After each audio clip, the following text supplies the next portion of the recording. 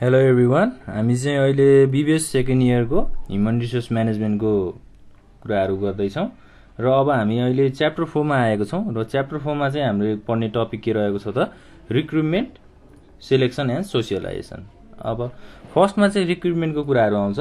Recruitment भन्ने बित्तिकै हामीले के बुझ्नु पर्यो त भन्दा रिक्रुटमेन्ट भनेको चाहिँ एउटा इम्प्लोइजहरूलाई चाहिँ सेलेक्सन गर्ने प्रोसेस अथवा अर्गनाइजेसनमा चाहिँ अब भ्याकेन्सीको थ्रुबाट होइन भ्याकेन्सी अनाउन्समेन्ट गरेर क्यान्डिडेट्सहरू चाहिँ ल्याउने होइन right people, bringing right people for the right position भनेको अर्गनाइजेसनको अब डिफ्रेन्ट पोजिसनहरूमा भ्याकेन्सीहरू हुन्छ होइन, खाली ठाउँहरू हुन्छ र क्यान्डिडेट्सहरूलाई अथवा अब आउने इम्प्लोइजहरूलाई चाहिँ कसरी अर्गनाइजेसनमा काम गराउन सकिन्छ, त्यो पोजिसनमा कसरी फिट गराउन सकिन्छ भन्ने प्रोसेसलाई चाहिँ हामीले रिक्रुटमेन्ट भन्छौँ।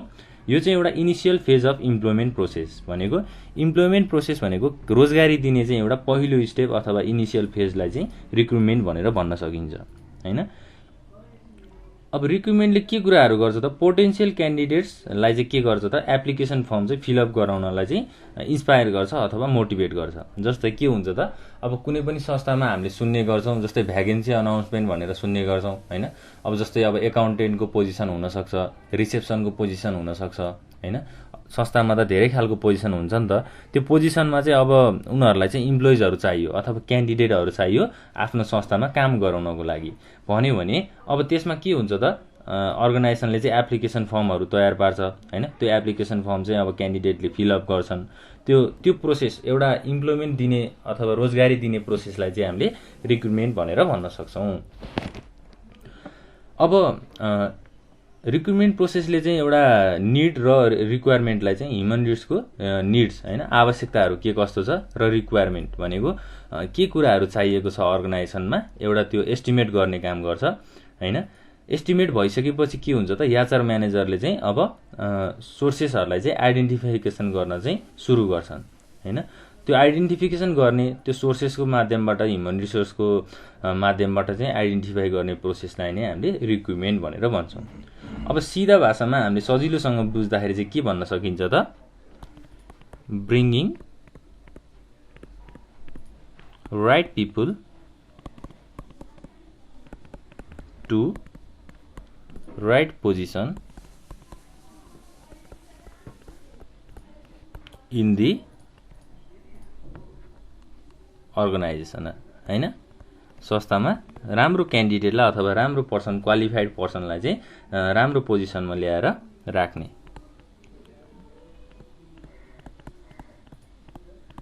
ल यो प्रोसेसलाई रिक्रुटमेन्ट भनियो।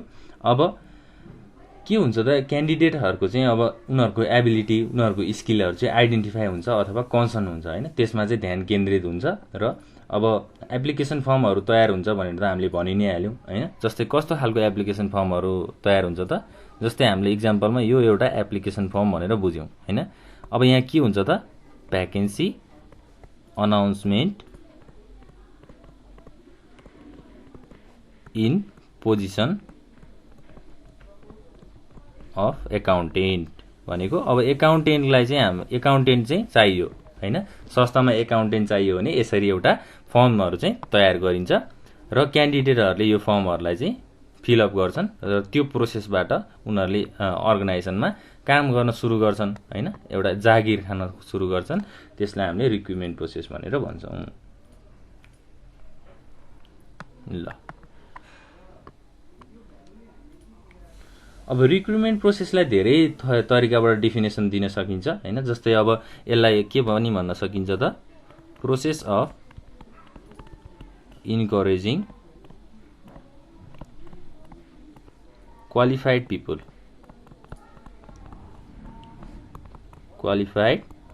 People to make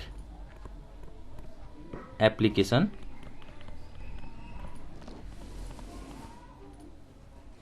for employment होइन। क्वालिफाइड मान्छेहरूलाई चाहिँ एप्लिकेसनहरू दर्ता गर होइन, रोजगारी दिन्छु भनेर एउटा अर्गनाइजेसनले भन्छ भने त्यसलाई हामीले रिक्रुटमेन्ट भनेर भन्छौँ।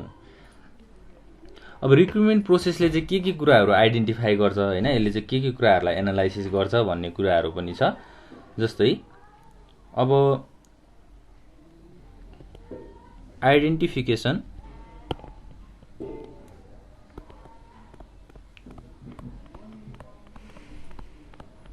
Of recruitment process. फर्स्टमा के कुराहरू आइडेन्टिफाई गर्छ त यसले different sources of labour supply भनेको लेबरहरूलाई चाहिँ कसरी सप्लाई गर्न सकिन्छ अथवा काम कसरी लगाउन सकिन्छ त्यो कुराको चाहिँ एउटा सोर्सेसहरू चाहिँ आइडेन्टिफाई गर्ने अथवा माध्यमहरू चाहिँ आइडेन्टिफाई गर्ने काम गर्दो रहेछ। त्यसै गरी एसएसएस दियर भ्यालिडिटी भनेको अब लेबरहरूको चाहिँ के कुराहरू एनालाइसिस गर्ने अथवा इभ्यालुएसन गर्ने त भ्यालिडिटीहरू चाहिँ इभ्यालुएसन गर्ने हैन, उनीहरूको नलेज स्किल के कस्तो छ त्यो कुराहरूलाई। त्यसै गरी अर्को के छ त चुज मोस्ट सुइटेबल सोर्सेस हैन, माध्यमहरू अथवा सोर्सहरू के कस्तो छ त्यसलाई चाहिँ मोस्ट सुइटेबल भनेको सजिलो तरिकाबाट चुज गर्ने। र फाइनल्ली के छ त invites application from the prospective candidates हैन, क्यान्डिडेट्सहरुबाट चाहिँ एप्लिकेसनहरु इन्भाइट गर्ने भनेर भन्यो, क्यान्डिडेटहरुलाई मोटिभेट गर्ने अथवा इन्स्पायर गर्ने कुराहरु। ल अब रिक्रुटमेन्ट प्रोसेसले चाहिँ के ल्याउँछ त एउटा एचआर प्लानिङ हैन, ह्युमन रिसोर्स प्लानिङ र जब एनालाइसिसलाई चाहिँ प्रिपेयर गर्ने काम हैन। अब जब ह्युमन रिसोर्स प्लानिङ र जब एनालाइसिस चाहिँ तयार हुन्छ अथवा प्रिपेयर हुन्छ तब चाहिँ अब रिक्रुटमेन्ट प्रोसेस सुरु हुन्छ हैन। ह्युमन रिसोर्स प्लानिङ र जब एनालाइसिस भइसकेपछि हाम्रो रिक्रुटमेन्ट प्रोसेस चाहिँ अगाडि बढ्छ। अब रिक्रुटमेन्ट गर्ने प्रोसेसहरु पनि छ हैन, स्टेप बाइ स्टेप रिक्रुटमेन्ट गर्ने कस्तो खालको प्रोसेस छ त्यसको बारेमा पनि हामी बुझौं। Process of recruitment. अब यसलाई चाहिँ हामीले स्टेप बाइ स्टेप प्रोसेसबाट आइडेन्टिफाई गर्न सक्छौं अथवा एक्सप्लेन गर्न सक्छौं हैन। के हुन्छ त फर्स्ट प्रोसेसमा चाहिँ ह्युमन रिसोर्स रिक्वायरमेन्ट्स। अब पहिला सुरु त अर्गनाइजेसनमा के खालको रिक्वायरमेन्टहरु छ, कस्तो खालको ह्युमन रिसोर्सहरु चाहिएको छ त्यो कुराहरुलाई चाहिँ के गर्नु पर्यो त एनालाइज गर्नु पर्यो हैन, अथवा थाहा पाउनु पर्यो। जस्तै अब अर्गनाइजेसनको मिसन अनुसार, गोल अनुसार, अब्जेक्टिभ अनुसार चाहिँ कस्तो ह्युमन रिसोर्स चाहिएको छ हैन, कस्तो रिक्वायरमेन्ट छ, कस्तो आवश्यकताहरु छ त्यो कुराहरु आइडेन्टिफाई गर्नु पर्यो हैन। रिक्वायर्ड नम्बर कति हो, कति अमाउन्टमा चाहिँ हामीलाई रिसोर्सहरु चाहियो हैन। अर्गनाइजेसनको परफर्मेन्सहरु चाहिँ के गर्नु पर्यो त आइडेन्टिफाई गर्नु पर्यो। जस्तै अब ह्युमन रिसोर्स प्लानिङ र जब एनालाइसिस पछि हामीले हाम्रो रिक्रुटमेन्ट प्रोसेस अगाडि बढ्छ भनेका थियौं। त अब ह्युमन रिसोर्स प्लानिङ र जब एनालाइसिसले चाहिँ के कुराहरु हामीलाई दिन्छ त इन्फर्मेसनहरु अब्टेन गराउँछ हैन। इन्फर्मेसन भनेको अब अर्गनाइजेसनको स्ट्रक्चरको बारेमा इन्फर्मेसनहरु दिन्छ र रिक्वायरमेन्टहरु के कस्ता छन् त्यो कुराहरु चाहिँ हामीले आइडेन्टिफाई गर्न सक्छौं अथवा बुझ्न सक्छौं। पहिला कुरा त आवश्यकता के हो त्यो बुझ्नु पर्यो। त्यसैगरी सेकेन्डमा identify the possible sources of human resource supply. अब ह्युमन रिसोर्स सप्लाईमा चाहिँ के पोसिबल सोर्सेसहरु हुन सक्छ त्यो कुराहरुको चाहिँ के गर्ने त आइडेन्टिफाई गर्ने हैन। ह्युमन रिसोर्सको रिक्वायरमेन्टहरु थाहा भइसकेपछि अब जस्तै क्वालिफाइड क्यान्डिडेट्सहरुलाई चाहिँ अब ल्याउनु पर्यो हैन, त्यो सोर्सहरु थाहा पाउनु पर्यो। अब के सोर्सहरु हुन सक्छ त एउटा छ इन्टरनल सोर्सेस र अर्को एक्सटर्नल सोर्स हैन। अब इन्टरनल सोर्सहरुमा चाहिँ के कुराहरु कभर हुन्छ त जस्तै ट्रान्सफर्स हैन, त्यसैगरी प्रोमोसन्स भनेको चाहिँ अपग्रेड गराउने हैन। एक्सटर्नल सोर्समा चाहिँ के हुन सक्छ त जस्तै अब इम्प्लोइमेन्ट एजेन्सीज भनेको रोजगारी दिने एजेन्सीहरु हुन सक्छ। त्यो एजेन्सीले चाहिँ अब अर्गनाइजेसनमा इम्प्लोइजहरु ल्याइदिने हैन। जस्तै एजेन्सिजमा एउटा इक्जाम्पल हामीले के लिन सक्छौँ त, जस्तै सेक्युरिटी गार्ड होइन। सेक्युरिटी गार्ड भनेको एउटा छुट्टै एजेन्सी हुन्छ र अब एउटा प्राइभेट अर्गनाइजेसनमा सेक्युरिटी गार्ड चाहियो भने हामीले त्यो एजेन्सी अथवा त्यो संस्थालाई भन्यो भने उनीहरूले चाहिँ सेक्युरिटी गार्डहरू पठाइदिने होइन, त्यो कुराहरू छ। एउटा एजेन्सीको कुराहरू भयो। त्यसै गरी एडभर्टाइजमेन्टको कुराहरू। एडभर्टाइजमेन्ट भनेको विज्ञापन होइन, विज्ञापनको माध्यमबाट पनि हामीले हाम्रो ह्युमन रिसोर्स होइन, ह्युमन रिसोर्सलाई चाहिँ ल्याउन सक्छौँ। त्यसै गरी अब अरू के हुनसक्छ त, अरू होइन, अरू अब एजुकेसनल इन्स्टिट्युसन्स होइन, यस्तो कुराहरू चाहिँ हाम्रो एउटा सोर्सको रूपमा हामीले लिन सक्छौँ। इन्टर्नल सोर्स र हाम्रो एक्सटर्नल सोर्सहरू हुन्छ। त्यसै गरी थर्ड नम्बरमा के छ त हाम्रो कम्युनिकेटिङ द इन्फर्मेसन अबाउट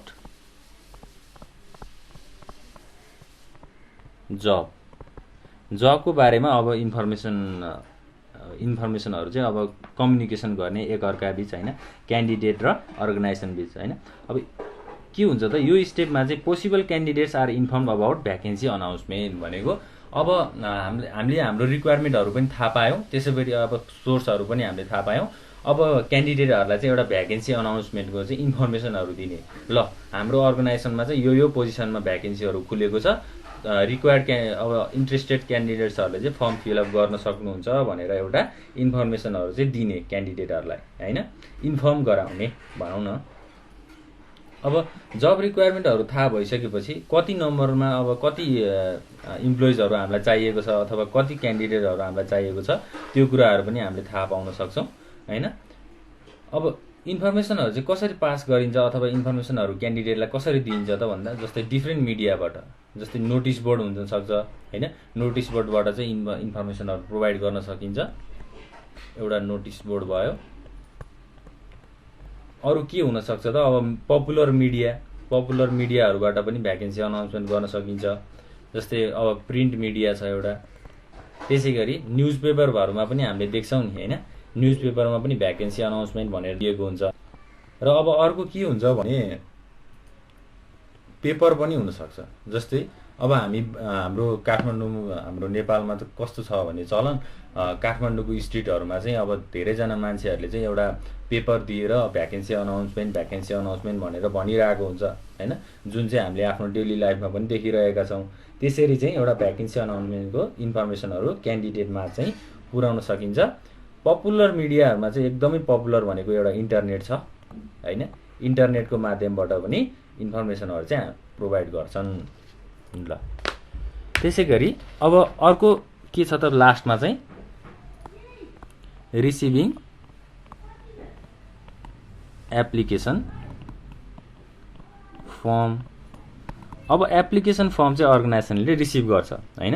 अब क्यान्डिडेटहरूलाई के हुन्छ त, क्यान्डिडेटहरूलाई चाहिँ अब भ्याकेन्सी अनाउन्समेन्टको इन्फर्मेसनहरू दिइसकेपछि क्यान्डिडेटहरूले फर्म फिलअप गर्ने होइन, डिफ्रेन्ट पपुलर मिडियाहरूबाट चाहिँ उनीहरूले अब आफ्नो इन्फर्मेसनहरू दिने होइन। इन्ट्रेस्टेड क्यान्डिडेटहरूले चाहिँ के गर्छन् त अब एप्लिकेसनहरू चाहिँ रिसिभ गर्छन् होइन।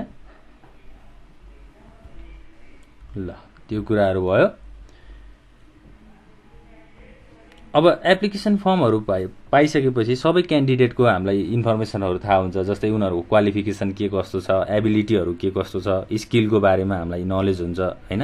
एउटा अर्गनाइजेसनको पोइन्ट अफ भ्यूबाट हेर्दाखेरि चाहिँ हामीले क्यान्डिडेटको चाहिँ के लिन सक्छौँ त, इन्फर्मेसनहरू कलेक्ट गर्न सक्छौँ। त्यो इन्फर्मेसनबाट अब के गर्ने त, इभ्यालुएसन गर्ने होइन। आफ्नो अर्गनाइजेसन अथवा हाम्रो अर्गनाइजेसन भनेर पनि भन्न सक्छौँ।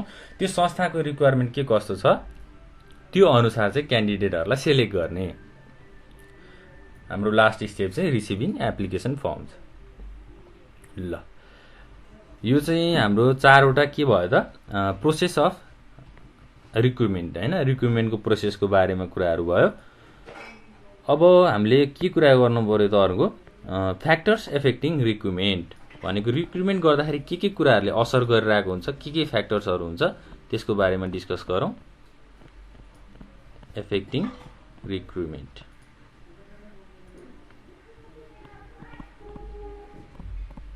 के हुन्छ त, एउटा इन्टर्नल फ्याक्टर्स हुन्छ।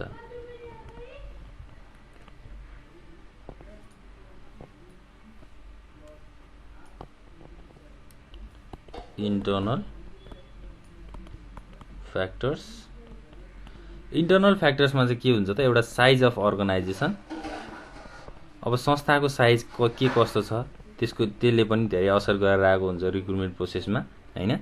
अब लार्ज एक्सटेन्ट भनेको अब क्यान्डिडेट्सहरू चाहिँ धेरैभन्दा धेरै चाहिन सक्छ ठुलो अर्गनाइजेसनहरूमा हैन। रिक्रुटमेन्ट गर्दाखेरि चाहिँ अब प्रब्लमहरू आउन सक्छ, कन्फ्युजनहरू आउन सक्छ, त्यो कुराहरू भयो।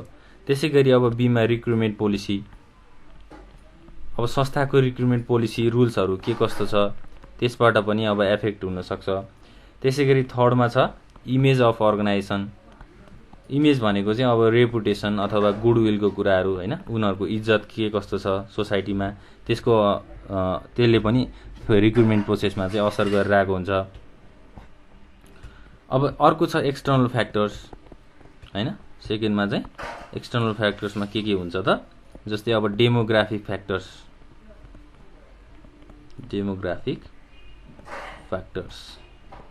डेमोग्राफी भन्ने बित्तिकै के हो त, एउटा ह्युमन पपुलेसनको चाहिँ स्टडी गर्ने हैन, के को आधारमा, एजको आधारमा, सेक्सको आधारमा, अकुपेसनको आधारमा, रिलिजियनको आधारमा हैन, त्यसै गरी इथनिसिटीको आधारमा। अब यो खालको कुराहरूले पनि एउटा रिक्रुटमेन्ट प्रोसेसमा चाहिँ असर गरिरहेको हुन्छ, डेमोग्राफिक फ्याक्टर्स हैन। त्यसै गरी अर्को के हुन सक्छ त, लेबर मार्केट। लेबर मार्केटको कुराहरू छ। त्यसै गरी अब सीमा छ अनइम्प्लोइमेन्ट सिचुएसन। अनइम्प्लोइमेन्ट सिचुएसन भनेको बेरोजगारीको हैन, अनइम्प्लोइमेन्ट सिचुएसन। अब त्यसै गरी सोसियल र पोलिटिकल इन्भाइरोमेन्टले पनि एफेक्ट गरिरहेको हुन्छ, पोलिटिकल इन्भाइरोमेन्ट। ल अब गभर्नमेन्टको रुल्स रेगुलेसन्सहरू चाहिँ अब चेन्ज भइराख्न सक्छ हैन। उनीहरूको रिक्रुटमेन्ट पोलिसी गभर्नमेन्टले दिएको पोलिसी अनुसार चल्नुपर्छ जहिले पनि हैन। त्यो कुराहरूले चाहिँ डाइरेक्ट इम्प्याक्ट पाइरहेको हुन्छ। एक्सटर्नल र इन्टर्नल फ्याक्टर्सको कुराहरू हाम्रो यही नै हो। अब हामीले के कुराहरू डिस्कस गऱ्यौँ त, हामीले चाहिँ रिक्रुटमेन्टको बारेमा थोरै बुझ्यौँ। रिक्रुटमेन्ट भनेको के रहेछ हैन। रिक्रुटमेन्ट भनेको चाहिँ राइट पिपुल हैन, bringing right people to right position. कुनै पनि संस्थाको पोजिसनमा चाहिँ राम्रो क्यान्डिडेट अथवा राम्रो मान्छेहरू सेलेक्सन गर्ने प्रोसेसलाई रिक्रुटमेन्ट भनिदो रहेछ। त्यसै गरी अर्को के, encouraging qualified people to make application for employment भनेको रोजगारीको लागि चाहिँ अब एप्लिकेसन फर्म भर भनेर एउटा इन्करेज गर्ने, मोटिभेट गर्ने प्रोसेसलाई रिक्रुटमेन्ट भनिन्छ।